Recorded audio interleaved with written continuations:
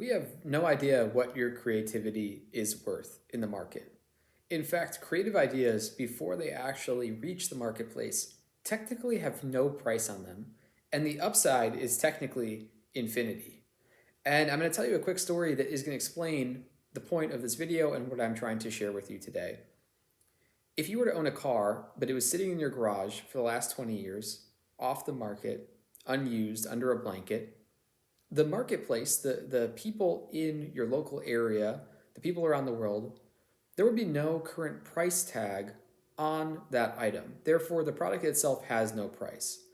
And let's say you uncover the car, you take off the blanket, you give it a new paint job, you add some new parts to it.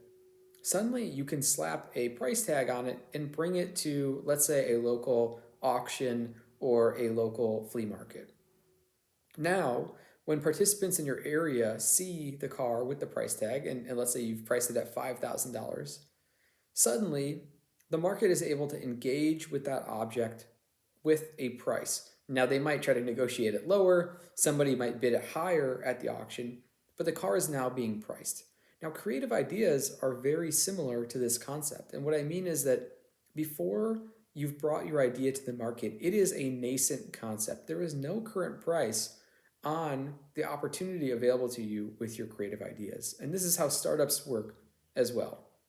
But if you imagine a podcast, a newsletter, something that you're trying to create from scratch, while it's in your head, before it interacts with the market, there is no price on it, and the upside is effectively infinity.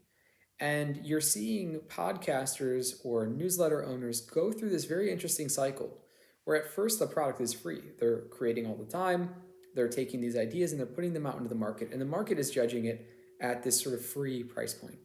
And then they add a $10 price tag, and then suddenly it's worth $10 to subscribe to their podcast or their newsletter. And then suddenly they start doing shows, and then suddenly they start selling merch. And 5 years in, maybe it's an enterprise that supports the full-time staff of 2 to 4 people. And all of that came from putting a product into the marketplace and allowing for price discovery.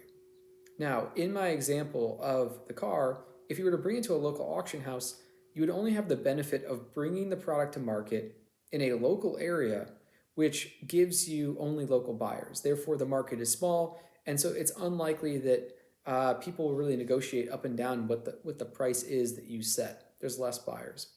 But in the digital marketplace, everything is global, and everything enters this global competition of price discovery for your good or service. And that's a really exciting thing because you don't actually know how much people are willing to pay for a podcast about the migration of killer whales or a newsletter about the history of one building in New York City. We don't know how big of a market these niches are because currently they're just nascent concepts sitting in the garage, not interfacing with the marketplace. And so I think it's a very exciting time today for creators to begin to understand that we don't know what value can be placed on any niche, any digital item when it enters the global marketplace. That price discovery that occurs when you're producing your ideas and putting them out there is the only way to find out. So technically your ideas are worth infinity. Take them out into the garage, take them out of the garage, give them a paint job, start producing them into the market, and see what happens with the price of your creative work as you continue to do that over time.